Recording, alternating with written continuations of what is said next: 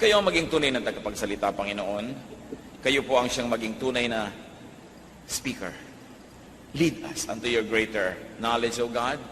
Hold us by the hand. Teach us your wisdom. Protect us from evil men and from evil spirits. May you also protect our loved ones who are not with us right now. May you protect this assembly from lies and falsehood. And may your truth prevail. Lead us, Father. Be the speaker. In the name of Jesus, your Son, our Lord and Savior, we pray. Amen. How to know if you are kind?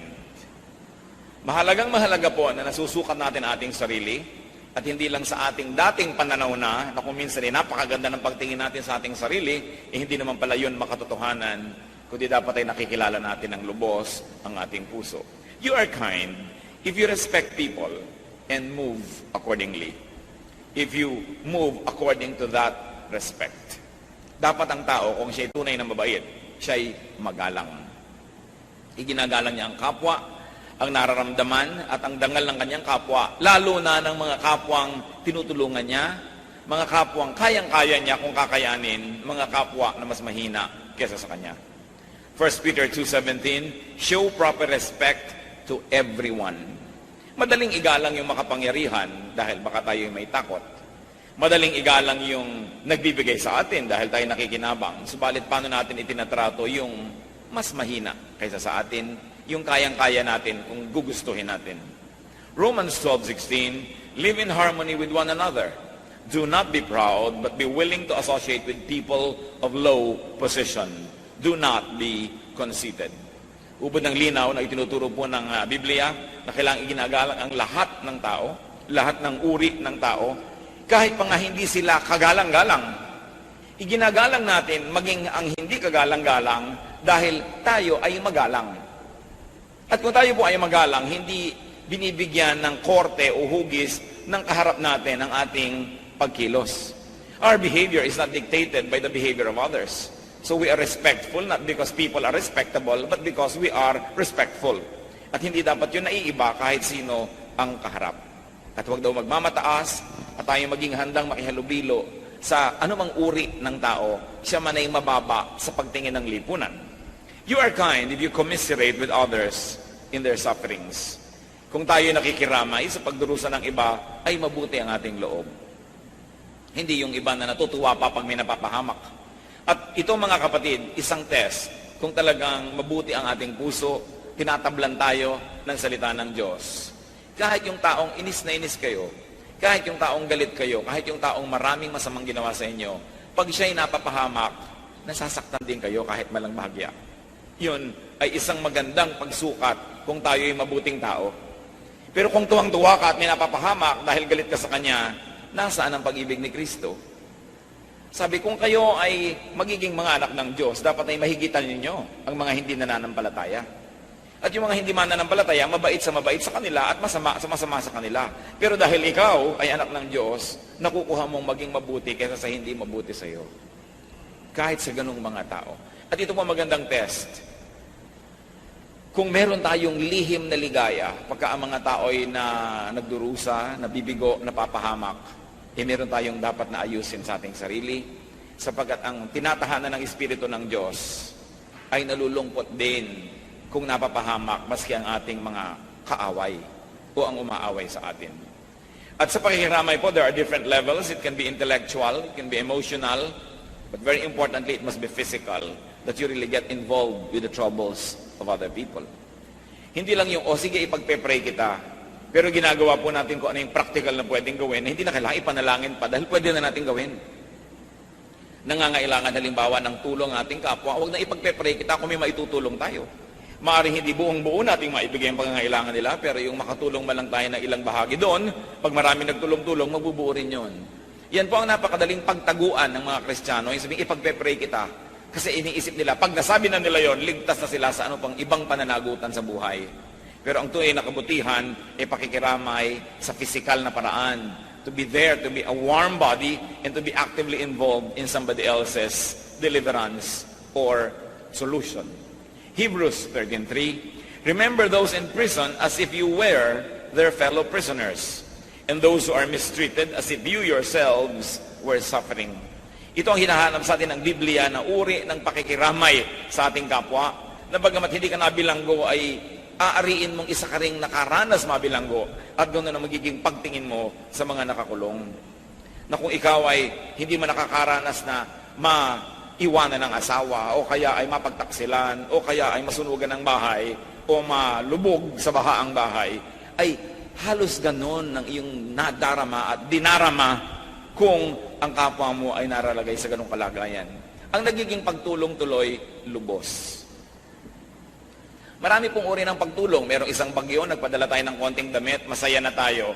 Nagpadala ka nagbigay ka sa mga tao ng tigi-tigisang bag na may bigas, may pagkain, masaya ka na, nakatulong ka na. Isang kainan lang yun eh. Mamaya sa susunod na oras ng pagkain, wala na naman silang kakainin. Kung minsan po ay nagiging cosmetic, no? Yung nararamdaman ng tao na siya'y nakatulong na. Sapagkat akala natin, minsan lang tayo nag-abot, pwede na. Na meron tayong mga nangangailangang mga kapatiran, mga kamag-anak, mga kaibigan, na minsan mong binigyan, na nakapagbigay na ako, pass ka na sa ibang susunod. Pero ang need ng tao, tuloy-tuloy, sunod-sunod.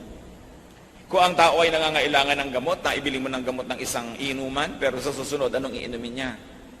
Ang tunay po na may makagandahang loob, lubos ang pagdamay. Hindi na siya naglilibang-libangan at nag-aaliw-aliwan na nakatulong siya ng konti, pinalalaki na niya para huwag na siya mag-guilty pa sa kanyang paglimot sa darating na mga araw. Kaya alalahanin ng tao na para bang iyon mismo ang ating nararanasan. Yun ang nais ng Diyos sa makita sa kanyang mga anak. Ang tunay na mabuting tao naman ay nakikigalak, hindi lang nakikiramay. Kung dapat namang makigalak, makigalak. Nagtagumpay siya, naging honor graduate ang kanyang anak, makigalak. Hindi yung babaliwalain natin yung mga accomplishments ng ating kapwa. Ito po isang uri ng katigasan ng puso. Na merong naging magandang bahay ang iyong kapitbahay o kamag-anak, hindi mo man lang dalawin na sabihin, wow, ang ganda, parang ini-ignore mo lang. At kumisan maging sa mga Christian, may mga ganyan, nagkakainggitan. Nagpatayo ng church yung isang kongregasyon, yung kabilang kongregasyon, hindi pa nakakapagpatayo, ini-ignore. Binabaliwala. At sasabihin pa, materialistic kasi sila. Wala silang alam kundi magpatayo ng building, ang yabang-yabang kasi nila. Nilalait pa nila yung na-accomplish ng kanilang kapatid. At kung minsan pupunta ka sa church na ang ganda-ganda, worldly naman ang mga tao dito, kaya maganda eh. Yung bang inggit ka kasi, no? At yan ay dapat tayo natutuwa, mga kapatiran natin, ibang churches, may magagandang churches. Salamat! Maganda, mabuti. Hindi yung hahanap ka ng kapintasan para lang libangin mo ang iyong sarili dahil iinggit ka pala. So, ang tunay na kagandahang loob, hindi lang nakikiramay sa kalungkutan, nakikigalak din sa kasiyahan ng kanyang kapwa, lalo't kapatid sa Panginoon. Romans 12:15, rejoice with those who rejoice, mourn with those who mourn. Kailangan tayo nakikipagsaya sa mga nagsasaya, tayo naman nakikipagluksa sa mga nagluluksa. Do not trivialize people's achievements. Napagod na pagod yung kumari mo, kakukwento kung gaano kagaling sa eskwela yung kanyang anak, pinipilit mo na ang pag-usapan ay recipe, iba ka ng iba kasi yung anak mo hindi honor student. Kailangan, ina-appreciate mo yun kasi kagandahang loob ng Diyos yun na nadarama nila at siguradong sa'yo naman ay may ibang kagandahang loob ang Diyos, ibang uri, ibang hugis na maaaring hindi mo lang nakikita agad. Do not trivialize people's sorrow. Ito po ang isa sa mga pinaka-careless na ginagawa ng tao. Yung may lungkot na lungkot, sasabihin mo, I know how you feel. You don't know. Don't presume. And never tell people, oo, naranasan ko na yan, lilipas din yan. Parang binabaliwala mo yung kanyang kalungkutan. Kabiyuda-biyuda lang niya, kamamatay-matay lang nung asawa at iiyak-iyak mo. Makakalimutan mo rin yan. Ako nga, nakalimutan ko na rin. Nabiyuda na nga rin ako maraming beses. Parang binabaliwala mo yung nararanasan niya at the moment. You know what is reality, brothers and sisters? Reality is what everyone experiences. That is reality. Kung natatakot ang isang tao sa ipis, at ikaw naman kayang-kaya mong pagdudurugin ang sakong mo yung ipis, huwag mo sabihin, huwag kang matakot, ipis lang yan. Natatakot siya, yun ang realidad niya. Huwag mong i-impose sa kanya yung realidad mo. May mga tao na hihirapan ng loob pag umuupo sa likod ng kotse na dalawa lang ang pinto at wala siyang pinto kasi claustrophobic siya. Sabi mo, huwag kang maarte, umupo ka dyan. Sa nahihirapan ng loob niya. A person's reality is her reality. At dapat natin iginagalang yun na huwag kang matakot, baliwala yan. Yung nalulula siya sa aeroplano, pumikit ka, baliwala yan, arte-arte mo naman. Kasi pasalamat ka sa Diyos, hindi ka nalulula. Pero kung siya nalulula, realidad niya yon. And kindness, brothers and sisters, is not to trivialize people's worries. Huwag niyong mamaliitin ang minamalaki ng inyong kapwa. Kung minsan sa mag-asawa, ganyan din yun eh. Yung tuwing anniversary, hindi mo na naalalang batiin, sama-sama na ng loob. Yung anniversary lang eh, ano ba yan? Ginagano mo, mahalaga sa kanya eh. At kung pinapahalagahan mo siya, pahahalagahan mo yung pinapahalagahan niya. Yan ang tunay na kabaitan. And of course, you are kind if you are helpful. Because kindness is not an idea. Kindness is not a noun. It should be a verb. Although technically, noun yan sa dictionary. Pero dapat yan, action. 1 Timothy 6:18, be generous and willing to share. So to share, and also to share in people's burdens and sufferings. You are kind, brother and sister, if you give to people. If you give more than you take from people, if you give as you take from people. Yan ang tunay na kabaitan. Hindi one-way street. Tayo ay nagbibigay, at tuwing kaya natin, hinihigitan natin ang pagbibigay kaysa sa paghingi. Hinihigitan natin ang paglalabas kaysa pagkuha. Yan ang tunay na kabaitan. Hindi na mabubuti ka lang doon sa makapangyarihan, sa mayaman, kasi may mapapala ka sa kanya. Ang tunay na kagandahang loob ay yung ginagawa mo sa taong hindi makagaganti, hindi makapagbabayad, hindi makapagsusukli man lang ng iyong kabutihan. Luke 14:12-14, Then Jesus said to his host, when you give a luncheon or dinner, do not invite your friends, your brothers or relatives, or your rich neighbors. If you do, they may invite you back, and so you will be repaid. But when you give a banquet, invite the poor, the crippled, the lame, the blind, and you will be blessed.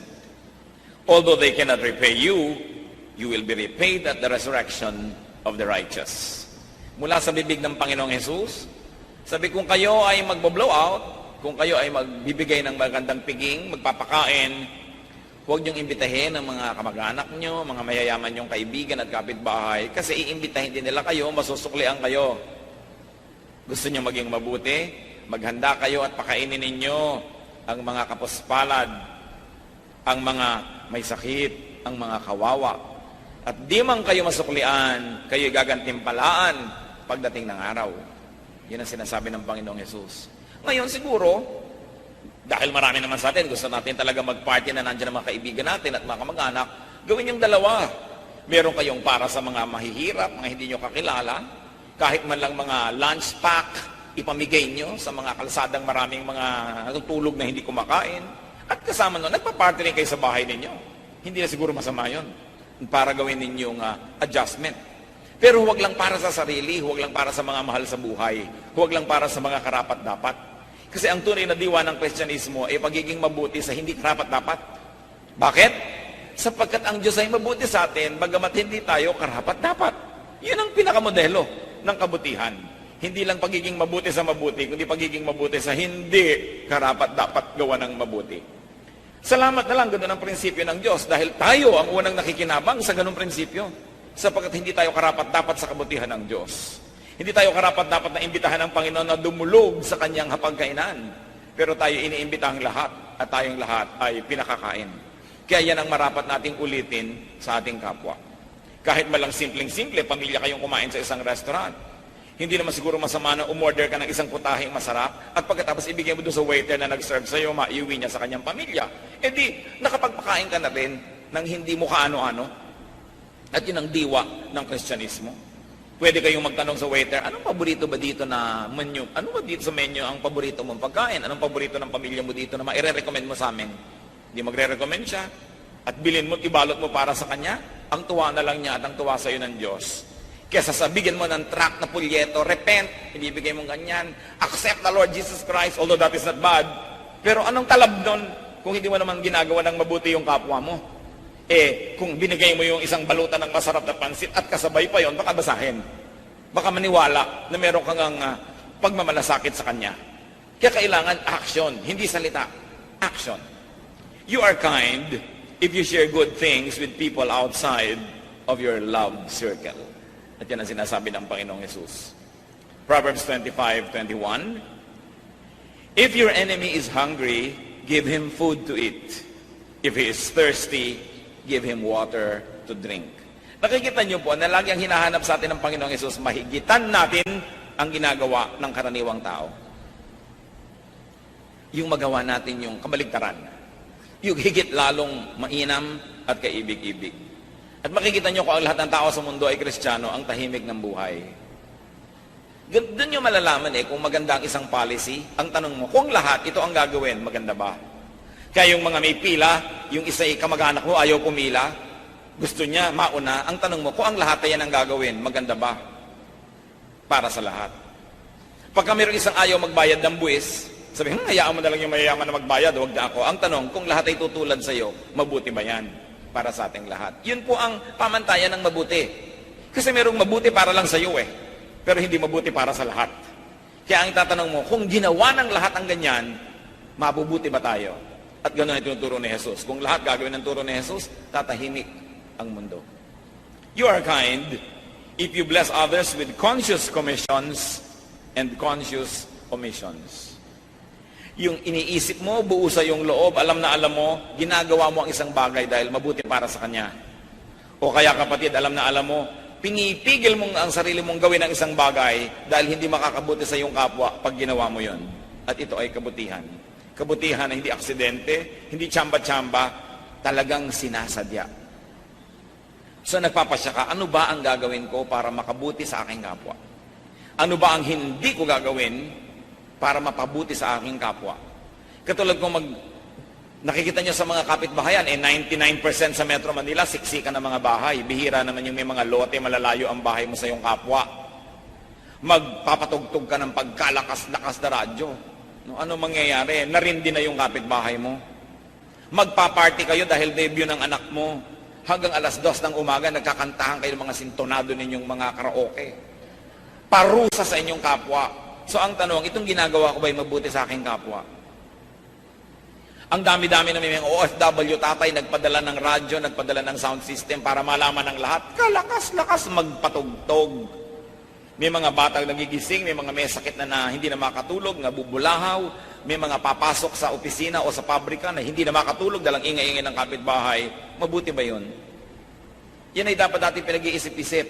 Isa sa mga bisyo ng ating lahi na hindi nakakatuwa, ang iingay. Pupunta ka sa isang tahimik na bundok sa paanan ng makiling para maligo sa batis, ang nadidinig mo mga radyong kelalakas. Hindi mo na marinig ang huni ng mga ibon o kaya ang mga tunog ng batis dahil ang ingay-ingay ng mga sound system ng mga nagpupunta dyan. Mabuti ba yan sa ating kapwa o hindi? So what do we commit and what do we omit? That is important when it comes to treating others as you would like to be treated. Kaya sabi sa Luke 6:31, do to others as you would have them do to you.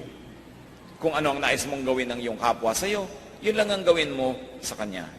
Romans 14:13, make up your mind not to put any stumbling block or obstacle in your brother's way. Nakikita niyo po, conscious ito.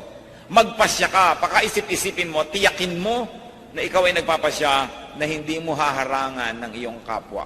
Na hindi mo siya bibigyan ng ikatitisod, hindi mo bibigyan ng balakid ang mga gusto niya at mga hangarin niya sa buhay. Mahalaga yung ginagawa natin yung ganyan.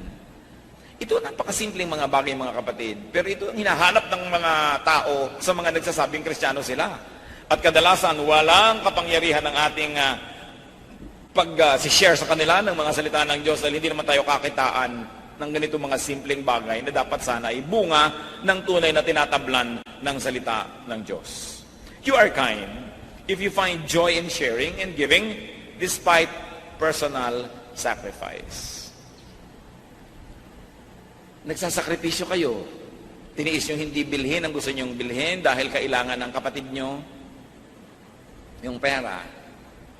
Tiniis ninyo na hindi gawin ang nais nyong gawin dahil may nangangailangan ng inyong panahon, ng inyong oras.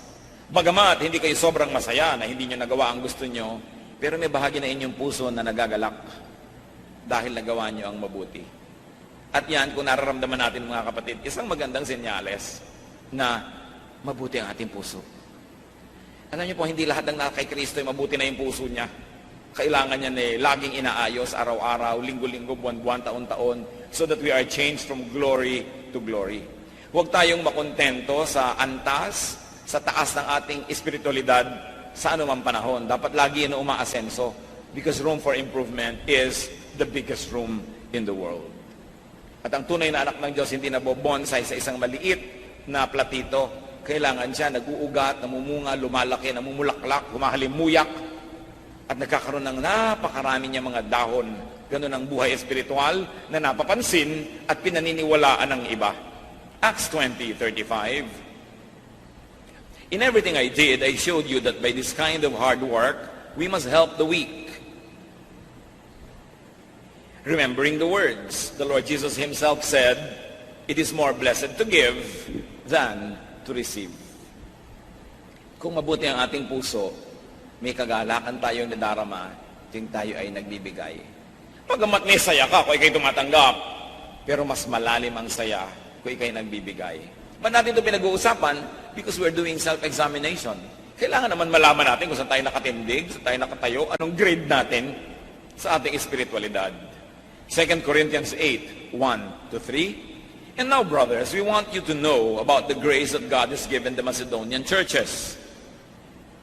Out of the most severe trial, their overflowing joy and their extreme poverty welled up in rich generosity. For I testify that they gave as much as they were able and even beyond their ability. Sino po ang pinupuri dito? Yung Macedonian church, na bagamat napakaraming mga hikahos na miyembro, at yung church ay hindi mo matatawag na isang mayaman na church, pero sa pagbibigay sa ibang churches, sa pangangailangan ng ibang kapatiran sa ibang lugar, ay hindi sila napadadaig kanino man. At kahit na sa kanilang kasalatan, sila po ay nakukuha nila na magbigay pa sa pangangailangan ng iba. At hanggang ngayon, pinag-uusapan natin yung mga Macedonians na ito, na isang patunay na nagkaroon ng pagbabago ang kanilang kalooban, na bagamat sila ay may pangangailangan, di nila tinatalikuran ng pananagutan na maging matulungin sa kapwa. Alam niyo po yung kasalatan, hindi yan excuse para hindi ka tumulong. Kung minsan nga, baka kaya ka nananatiling salat, mahirap, kapos, kasi makunat ka. Kasi ayaw mo magbigay. Siyempre, hindi ka nagtatanim, paano ka aani? Napakasimple naman ng mechanics niyan eh. Kung ano itinanim, inaani. Hindi ka nagtanim, ano ka anihin mo sa buhay? Kaya pag itinuduro ito, katulad ng mga taong si Pablo, alam na alam niya yung magiging bunga kung bukas ang ating kapalad at tayo mapagbigay sa ating kapwa kahit tayo ay hindi mayaman. Kahit pa nga tayo ay may mga kagipitan. Hindi yan excuse. Nobody is excused from being good, from being kind, and being supportive of the work of the Lord. Dahil sana nagbibigay ka sa Satanas, lugi ka. Nagbibigay ka kung kanino lang, pero kung nagbibigay ka sa Panginoon, sa kanyang mga anak, na inaari ng Diyos, na kung ano man ang ginawa sa kanyang mga anak, ginawa sa kanya, paano ka malulugi? It's a very simple secret of prosperity to always be giving. You are kind if you do not exploit nor take advantage of people's weaknesses. Ang mga tao po, dumarating ang panahon na sila'y mahina, kayang-kaya nating maniobrahin. Kung minsan may iba silang tinutuunan ng pansin, hindi napapansin ang ginagawa natin, pwede nating dayain, pwede nating kupitan, pwede nating nakawan, pwede natin silang gamitin nang wala silang kamalay-malay. Pwede natin silang utuin. Pwede natin silang bigyan ng mga kung ano-anong mga pambulag para natin sila mapakinabangan. Pero ang anak ng Diyos, oras na nakita niya yung moment of weakness, hindi niya yun sinasamantala. Katulad sa Biblia, yung mga tao nakita nila ang kanilang magulang na hubad, di ba't naparusahan? Kasi pinagsamantalahan nila yung pagiging tulog ng tao, lasing pa nga, hindi nila iginalang, tiningnan nila ang pagkakahubad na parusahan. Kasi ang taong tulog, maski pa nga dahil lasing, lalo mong dapat igalang. Yung hindi niya papayagan na gawin mo sa kanya o sa kanyang presensya kung siya'y gising, huwag mo rin gawin kung siya'y tulog. Kailangan ginagalang mo ang iyong kapwa. Yung may cellphone ng iyong kapwa, pinapakialaman mo, tinitingnan mo kung sinong kausap, anong pinag-uusapan, hindi dapat ginagawa. Pero siguro kung asawa kayo at meron kayong konting duda na napagtataksil lang kayo, meron kayong konting excuse. Why? Because you are one. Kasi kayo'y isa. Kung siya'y napahamak, damay ka rin. Pero yung kaibigan mo lang, kahit pa nga kasintahan mo, hindi mo dapat ginagawa yan kasi hindi pa kayo mag-asawa. You respect people's privacy.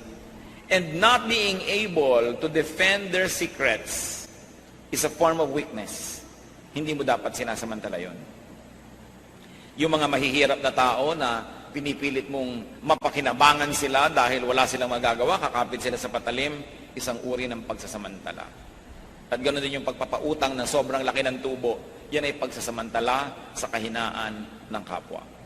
Deuteronomy 24:14 to 15, do not take advantage of a hard man who is poor and needy, whether he is a brother Israelite or an alien living in one of your towns. Pay him his wages each day before sunset, because he is poor and is counting on it. So kung may namamasukan, arawan lalo na ang kanyang sweldo, huwag nang pabukas-bukasin kasi kailangan na niya yun. Kaya nga pinapatulan niya yung arawan na sweldo dahil sa isang kahig, isang tuka. Hindi na alam ng mga kabataan niya isang kahig, isang tuka kasi ang manok na nakikita nila nasa freezer na lang ng mga supermarket. Pero yung manok, kakahig sa lupa, hahanap ng bulate o hahanap ng buto, isang kahig, isang tuka, isang kahig, isang tuka. At maraming ganun tao. Magtatrabaho ngayong araw para kumain ngayong araw na to. Wala silang savings para bukas, ibang trabaho na naman bukas. At sa 10 milyon OFW, mga kapatid, sinong Pilipino ang walang kamag-anak na namamasukan sa mga banyaga, ibang kultura, ibang batas, ibang relihiyon, ibang lugar? At karamihan dyan, naaabuso sila. Lalong-lalo na tayong may mga kamag-anak na OFW, lalong-lalong hindi tayo dapat maging matapobre. Kasi yung mga kamag-anak natin, kadalasan abroad, sila yung minamata. So bakit mo gagawin sa kapwa mo yung ayaw mong ginagawa sa tatay mo, sa kamag-anak mo, sa tiyo mo, sa nanay mo, sa ate mo? Kinakawa-kawawa. Yung pinagtatawanan mo yung mga baduy, pinagtatawanan mo yung mga pangit ang mga suot, ganun din ang ginagawa ng mga nasa abroad sa marami mga Pilipinan na domestic helper. No? Ng mga amo nilang Arabo na sinasampal-sampal sila ng planchang mainit. Diba? Kung ikaw lalo na may tatay na OFW, dapat napaka-polite mo sa mga chauffeur ng taxi, sa mga driver ng kung sino-sino, dahil baka driver yung tatay mo abroad. No? Lalong hindi ka dapat maging mapagmataas. Higit kanino man ang lahi natin dapat ang mapagpakumbaba. Dahil tayo ang nakakaranas ng inaapi eh. Alam mo dapat ang nararamdaman nun. Kaya dapat walang Pilipinong mapangapi. Pero naku, marami mga OFW families, kaya yabang. Kahit baba ng kisame ng kanilang bungalow, meron pang chandelier na kakaumpog-umpog tuloy. Yung arte-arte, ang yabang-yabang pag mga nasa eskwelahan, ang mga telepono, ang mga cellphone, ang mga ayos, samantalang ang tinitiis na hirap ng kanilang mga kamag-anak na nagpapadala ng pera. Kung merong lahi na dapat mababang loob tayong unang-una, dahil alam natin ang ibig sabihin ng kabiguan, alam natin ang ibig sabihin ng kahirapan, ng kasalatan, ng maapi, ng malagay sa panganib ng walang kalaban-laban. Kaya dapat yung kabutihang loob na yun sa atin unang-unang nakikita. Dahil hindi na kailangan ipaliwanag, naiintindihan natin yan sa ating mga pang-araw-araw na karanasan. Proverbs 22:22, do not exploit the poor because they are poor, and do not crush the needy in court. Wala nang ang laban, kakawawain mo pa. Lalo ang mga bata, inosente yung mga yan, hindi nila alam ang buhay, hindi dapat pinagsasamantalahan ang kanilang innocence. Lalo na ang mga may sakit, na kung minsan, yung may mga kapansanan, lagi yung mga pinagtatawanan sa mga programa sa TV, ginagawang comedy, ang kanilang mga paghihirap ng loob at hirap ng katawan. Hindi tayo dapat nakikitawa sa ganong mga kabaliwan. Kung nanonood kayo ng TV, nakita yung pinagtatawanan yung mga ngongo, pinagtatawanan yung paralitiko, pinagtatawanan yung bulag. Hindi ka dapat kasama sa natatawa doon. Kung ikaw ay nananalig sa kabutihan ng Diyos. Ang ginawa ni Jesus sa mga ini, tinulungan. Hindi sila pinagtawanan, hindi sila ginawang object of derision or object of comedy. Kaya kailangan yung puso na tetest. Doon mga kapatid nagkakatalo ang tunay na Kristiyano o hindi. Hindi sa laki ng Biblia, hindi sa galing mong makipagtalo, hindi sa pang-araw-araw mong kilos sa buhay.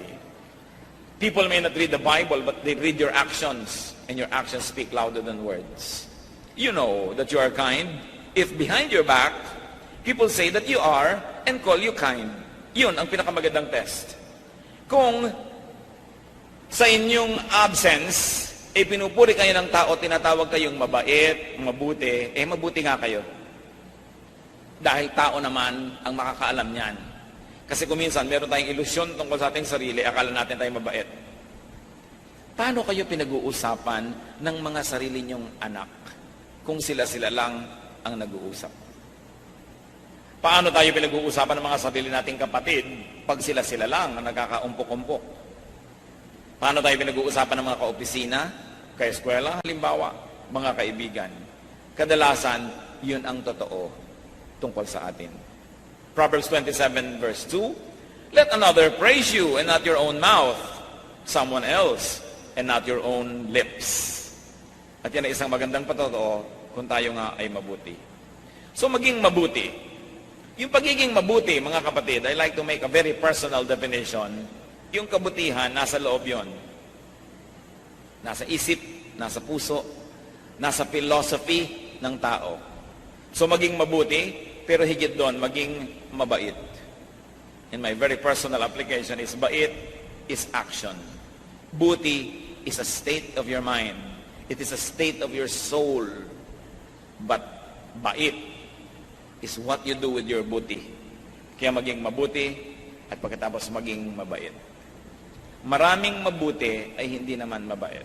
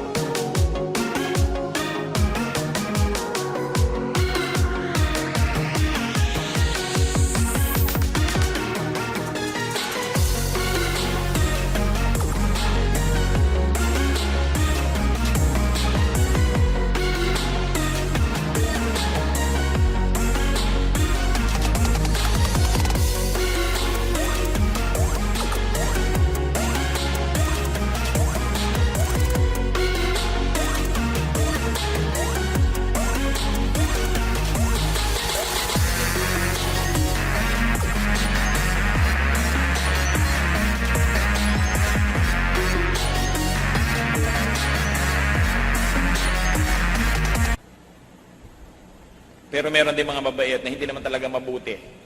No? Pero mabait yung ipinapakita nila, kabaitan. Dapat tayo, loob at labas pareho. Mabuti ka na, mabait ka pa. The Bible calls us to kindness. More than to yung mga kung ano-anong concept natin ng holiness. Kasi yung pagsabing be holy, doon nga tumataas ang yung pakiramdam tungkol sa iyong sarili, nilalait mo ang iyong kapwa. Yung issue ng holiness na yan, kadalasan, yan ang naghihiwalay sa atin sa maraming tao.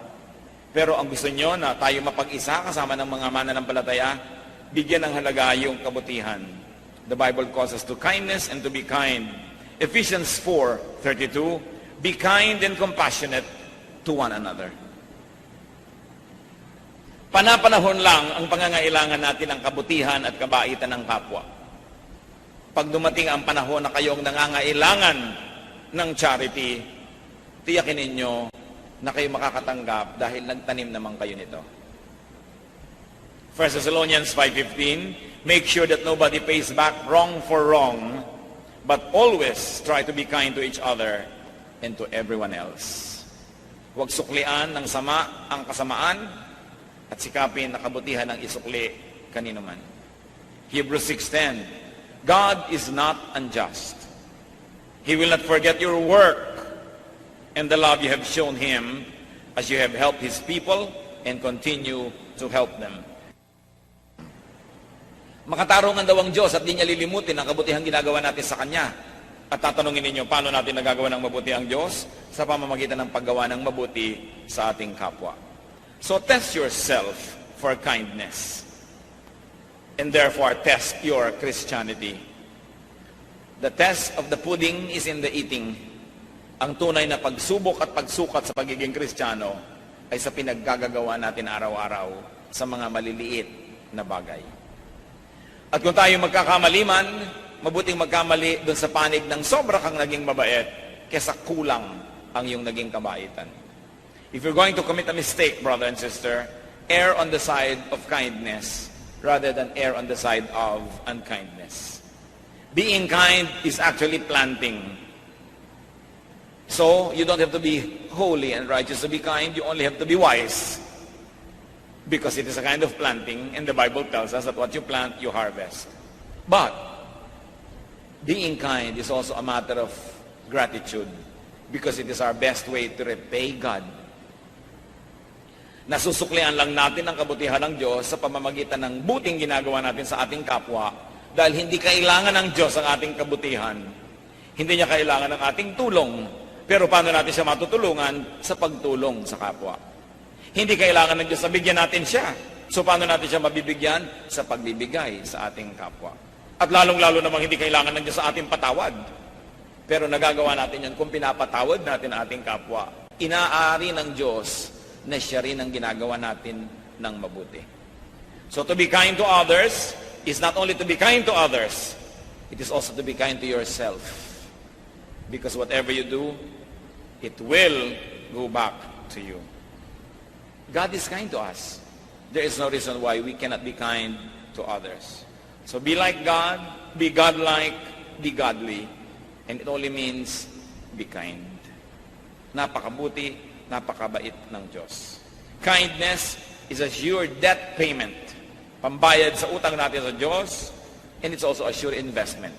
Because God is just. He always punishes evil and rewards good. Nagpapasalamat kami sa iyo aming Diyos dahil maaari kami magbulay-bulay at pag-isip-isipan ng mga parang kung minsan ay hindi na namin nabibigyan ng pansin dahil hindi naman urgent. Pero napakahalaga ang kalagayan ng aming puso, ang aming kindness. Una, Lord, salamat po. Salamat sa pagbibigay niyo ng mga taong mabuti sa amin. Salamat, O Diyos, dahil pwede kaming